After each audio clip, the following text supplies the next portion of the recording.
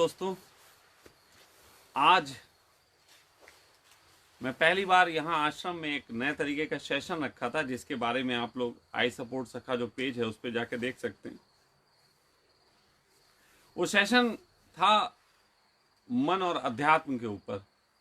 तो उस पर मैंने हमारे पास ही जो बच्चे हैं या और जो लोग आए हुए हैं उनके विचार सुने, और जब हमने उनके विचार सुने तो आज मुझे एहसास हुआ कि जिसको रोग मान के, जिन चीज़ों को रोग मान के इंसान आध्यात्मिक या धार्मिक होने निकल जाता है, असल में अभी उस रोग को ही सही से जाना और पहचाना नहीं। तो मुझे लगा कि वक्त है कि मैं उस पर थोड़ी सी चर्चा करूं, ताकि कुछ भ्रम क्लियर हो सके। हो सकता है मुझे कुछ भ्रम हो तो आप लोग क्लियर कर देना। तो थोड़ा सा समझते हैं। 3 बातें हैं जिस पे आज चर्चा करेंगे, और शायद ये अध्यात्म जगत में प्रवेश करने वाले हर साधक के लिए और संसार में जो भी व्यक्ति थोड़ी सी पीड़ा में जी रहा है उसके लिए ये बहुत उपयोगी होने वाला है। तो 3 चीज़ें हैं स्टेप बाय स्टेप। पहली बात मन क्या, दूसरा अध्यात्म क्या, और तीसरा इन सब से जो पीड़ाएं आती हैं उसका सल्यूशन क्या। बिल्कुल सिंपल। तो पहली बात, सबने पूछा मन क्या। Just confusion. कंफ्यूजन है मन। इसको थोड़ा सा समझ लेंगे। हम पैदा होते हैं, अगर पैदा हो और जंगल में पैदा हो जहां पे कोई भी आदमी ना हो, हमारी मां भी ना हो, इत्तेफाक से वो हमें पैदा कर दे, छोड़ दे, मरे भी ना, क्या उस आदमी को काम क्रोध लोभ मोह, जो जिस पे बड़ी चर्चाएं सबने कर ली, काम क्रोध लोभ मोह ईर्ष्या द्वेष अहंकार, क्या उस व्यक्ति को ये 7 रोगों में से कोई रोग परेशान करेगा? अगर साउंड थोड़ी जोर दोगे तो अच्छा रहेगा, ना लोग कहेंगे अपनी बकता है। ठीक है, क्यों नहीं करेगा? क्यों नहीं करेगा? हम लोगों को क्यों करता है? समाज की वजह से। वहाँ कोई समाज नहीं। मैंने सीधी सी बात कही कि मन है केवल कंफ्यूजन, और कंफ्यूजन आता है दूसरे से। जैसे कि जो जंगल में पैदा होगा और जंगल में बड़ा हो जाएगा, उसे कोई ज्ञान देने वाला नहीं होगा, तो वो उठेगा, भोजन में जो मिलेगा वो खाएगा। कभी वो किसी को मार के खा लेगा, कभी वो किसी का फल तोड़ के खा लेगा, कोई कंफ्यूजन नहीं। लेकिन अगर वो इसी समाज में हो तो हिंसा करना पाप है, बता रहे ना जाने कितने सारे बाप हैं,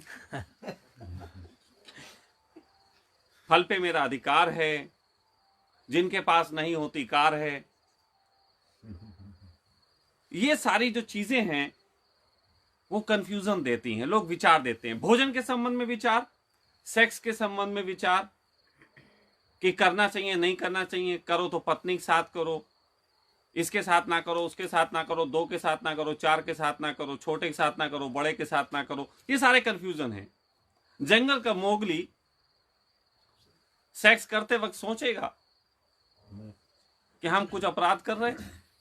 हो सकता है वो हाथी गधे कुत्ते किसी के साथ कर ले, कोई आएगा गिल्ट? नहीं।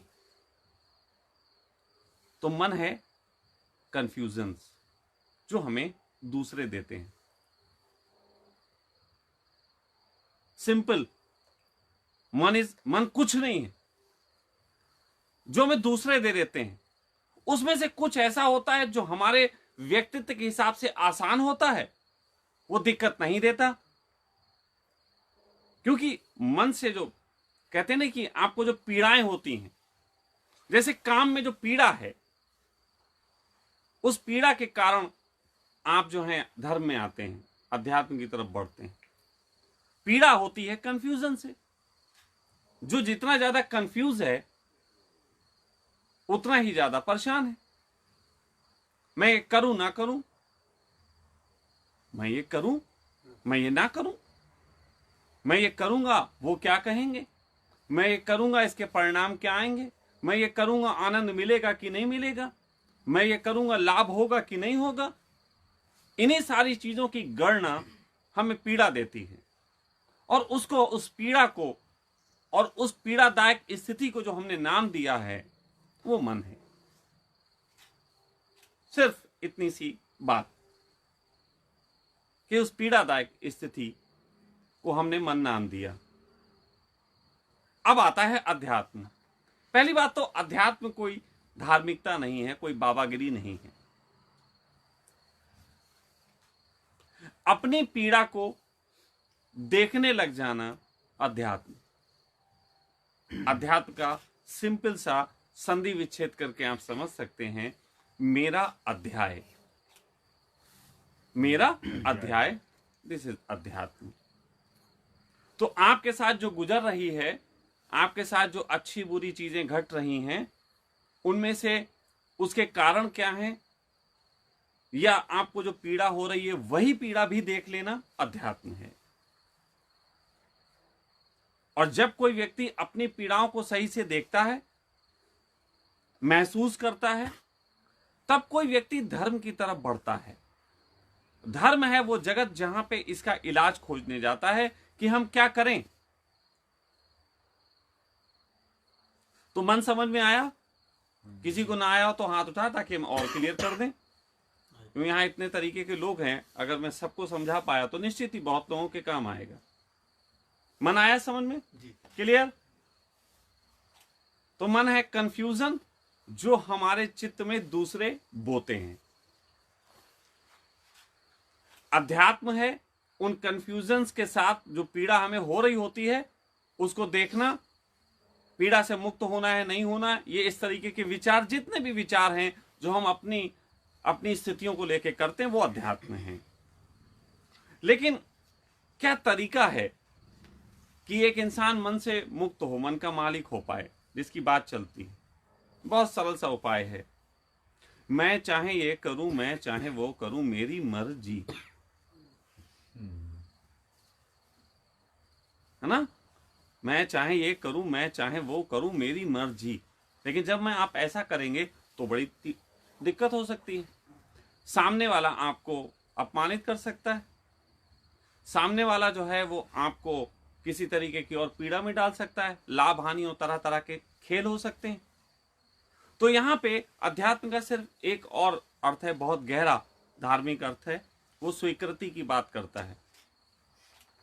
वो कहता है फिर जो भी हो, कृष्ण ने बड़ा सिंपल कहा, कर्म करे जा, फल की इच्छा मत कर। कर्म करे जा, फल की इच्छा मत कर, निष्काम कर्म को उपलब्ध हो जा, मन से पार चला जा। जगत की पीड़ाएं मिट जाती हैं उस व्यक्ति की जो व्यक्ति फल की चिंता नहीं करता। जो लोग मेरे निकट हैं, मुझे जानते हैं, वो जानते हैं मुझे काम करने का ही सिर्फ आनंद है, इसके फल क्या होंगे मुझे कभी कोई झंझट नहीं। अच्छे होंगे बुरे होंगे इसका कोई लेना देना नहीं। महाभारत में जीतूंगा हारूंगा मुझे बहुत झंझट नहीं, खेलूंगा पूरी तरह से, जीतने के लिए ही लड़ूंगा, शस्त्र उठाऊंगा, लेकिन जीत जाऊं ऐसी अभिप्सा से नहीं भरा हुआ।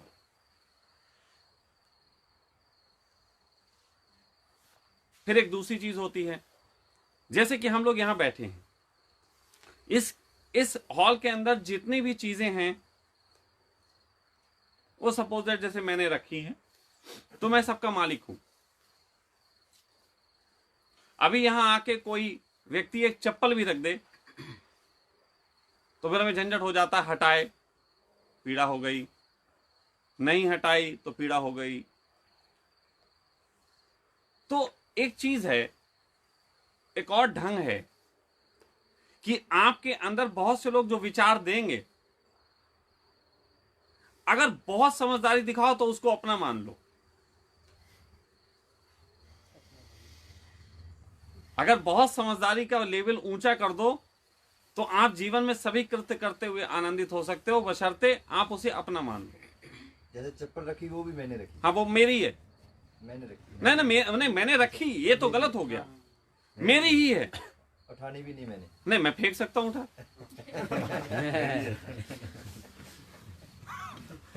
मेरी है तो मैं फेंक दूंगा, लेकिन दूसरे की मैं फेंक रहा हूं तो मैं बाबा नहीं हूं। फिर तो मुझे झंझट हो जाएगा। तो मैं कहता हूं कि मैं जिसके साथ भी आत्मसात करता हूं मैं उसे अपना ही मान लेता हूं। मैं जो कर्म करता हूं वो कर्म मेरा ही है, मैं मान लेता हूं। बिल्कुल ऐसे समझो कि जैसे अंगद ने जब रावण के दरबार में जाके राम की बात कही, तो जब बात थोड़ी बढ़ गई तो अंगद ने कहा अब राम नहीं, अब मैं ही हूं, मुझसे ही निपट लो। तो कहने का अर्थ यह है कि हम ही हैं। जंगल में जिस प्रकार मोगली को कोई दुख नहीं होता, मोगली ने कभी नहीं कहा कि मुझे आध्यात्मिक होना है। मोगली ने काम क्रोध लोभ मोह की कोई बातें नहीं की। हाँ, शेर खान करता था, मोगली नहीं करता। तो स्वामी जी ये तो बात हुई कि उसका विचार भी मेरा ही है, मेरा विचार भी मेरा ही है। नहीं नहीं, और ये तब हम मान सकते हैं जब इस पूरी पृथ्वी पे हम अपने आप को अकेला माने। एक ही है। आध्यात्मिक व्यक्ति जब इस जगत में चलता है तो वो अकेला चलता है। उसके साथ लोग दिख सकते हैं, हो सकते हैं, लेकिन वो अकेला ही होगा। अब अकेला है तो रिस्पॉन्सिबल खुद, अकेला है तो किसी को दोष नहीं दे सकता,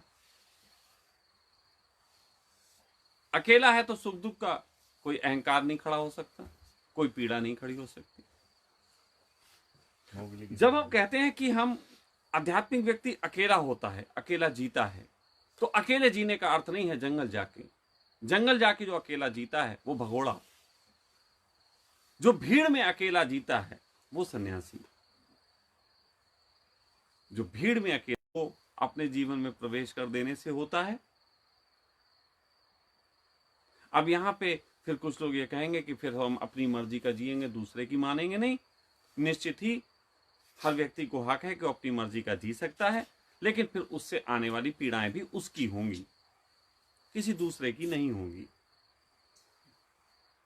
फिर वो ये नहीं कह सकता, अगर वो ये कहता है कि इसने मुझे पीड़ा दी, प्रवेश तो हो गया, फिर तो दूसरे का प्रवेश हो गया। कोई अगर ये कहे कि जीना मुझे अपने तरीके से, लेकिन किसी की मैं निंदा नहीं सहूंगा, तो ऐसा संभव नहीं होगा। हाँ, या फिर दूसरा ढंग है, दूसरे के साथ इतना एक हो जाओ कि मैं बचे ही ना, क्या तू क्या मैं एक ही हो गए। कई बार लोग मुझसे कहते हैं कि आप हमसे जुड़े हैं तो क्या आप हमें पूरे अपने तरीके से मानते हैं। हमने कहा इससे ज्यादा क्या होगा कि तुम्हारी जेब के अंदर का माल भी मैं अपना ही समझता। ना मानो मुझसे दोस्ती करके देख लो, देख लो।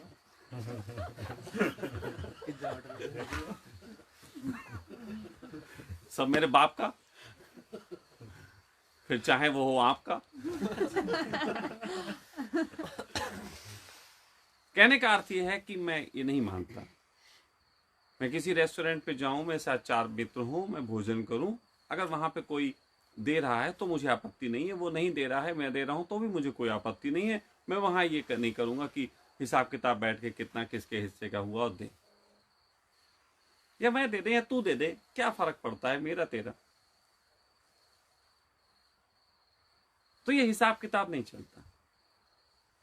हम यहाँ पे आप लोगों को भी इतना मानते हैं कि आप लोगों के लिए भी मैं अपने से अच्छी व्यवस्था करता हूँ। मतलब मैं आपको देख रहा हूँ तो आप मुझे ज्यादा दिखाई दे रहे हैं, मैं कम दिखाई दे रहा हूँ, मैं स्वयं को कम देख पा रहा हूँ। लेकिन जब मैं आपको देख रहा हूँ तो मैं आपको ज्यादा देख पा रहा हूँ, पूरा देख पा रहा हूँ, आपकी समस्या से ज्यादा परिचित हूँ, आपके लिए जो मुझे करना है उससे मैं ज्यादा परिचित हूँ। इसीलिए मैंने कहा ना कि मुझे आपके लिए करने में इतना ज्यादा मजा आता है कि पूरे तरीके से मैं आपके लिए सब कुछ करूं, ये मेरा भाव रहता है। और मुझे इसमें कोई पीड़ा नहीं है, मुझे में किसी तरीके की पीड़ा नहीं है। तो सामान्य सा ये कारण है कि मैंने मन को जो है या तो अपने योग्य बना लिया, अगर किसी ने कोई विचार दिया तो वो मेरा हो गया। बाहर से अगर यहाँ पे किसी ने सामान रख दिया तो इस हिस्से में रखा गया सभी सामान मेरा है ना। ये भाव को मानना, ये बड़ी कीमती बात है। और जब भी कोई विचार दूसरा दे और तुम उसको सहज स्वीकार कर लो, फिर वो पीड़ा कहां दे पाता है। जैसे कि मैं यहां बैठा हूं और कोई चोर आ जाए, तो सन्यासी के पास चोर आया, बड़ी पीड़ा हो जाएगी। लेकिन सन्यासी के पास चोर आया, मैं तो उससे मैत्री कर, और बेटा कैसे चोरी करते हैं बताओ, थोड़ा सा उससे ज्ञान लेंगे, हम उससे सीखेंगे। मैं ऐसा रहा, मैं असली जिंदगी में भी कुछ चोरों की संगत की मैंने, असली जिंदगी में भी कुछ अय्याशों की, कुछ डकैतों की। मैं जेल गया तो हर तरीके के लोग मुझे मिले, मैं सबकी संगत की, और मैंने देखा कि कोई बुरा तो है ही नहीं। अब मैं हूं ना हूं वो एक अलग बात। जैसे यहाँ पे इतना चीजें रखी हुई हैं, अब सब चीजें मैं इस्तेमाल करूं ना करूं एक अलग बात, लेकिन मेरी है, जरूरत पड़ेगी इस्तेमाल कर लेंगे। जिंदगी असल में अपने आप में इतनी बड़ी है कि वो अध्यात्म और आनंद नहीं देती। अभी परिस्थिति पड़ जाए, चोरी करनी पड़ जाए, तो अगर किताबें तुमने पढ़ रखी हैं बहुत ज्यादा, बाबा लोग दिमाग में घुसे, तो चोरी अपराध हो जाएगी। और मैं कह रहा हूं परिस्थिति है तो हम चोरी कर सकते हैं। जब कृष्ण हत्या कर सकते हैं तो हम चोरी भी नहीं कर सकते। इतनी छोटी सी बात। लेकिन मस्तिष्क के पास कैलकुलेशन है, वो मन नहीं है, मस्तिष्क के पास कैलकुलेशन है। वो कौन सी अवस्था में क्या काम करना बेहतर समझता है, श्रम करना बेहतर समझता है, वो श्रम कर लेगा। चोरी करना बेहतर समझेगा, चोरी कर लेगा। व्यवसाय करना बेहतर समझेगा, व्यवसाय कर लेगा। हर व्यक्ति अपने मस्तिष्क के अनुसार वर्तमान की परिस्थिति में जो बेहतर होगा वो करेगा। लेकिन दूसरे क्या कहेंगे, दूसरों ने कैसी धारणाएं दी हैं, सारी पीड़ा, काम, क्रोध, लोभ, मोह, ईर्ष्या, द्वेष, अहंकार, ये 7 ऊर्जाएं हैं। पहली बात, इनको आप रोग कहते हैं, आप पहले ही डर रहे हैं। इनको आप गुणधर्म कहते हैं, आप पहले ही माथे पे चढ़ा रहे हैं। ये 7 ऊर्जाएं हैं, और ये 7 ऊर्जाएं अपने अपने तरीके से काम करती हैं। इनका सही ढंग से उपयोग करना आनंद का कारक बनता है। इनका दूसरों के कहे अनुसार इनको देखना, समझना और जीना दुख का कारण बनता है। तो सिंपली सी ये है मन, अध्यात्म, और उससे पार जाने का सरल तरीका।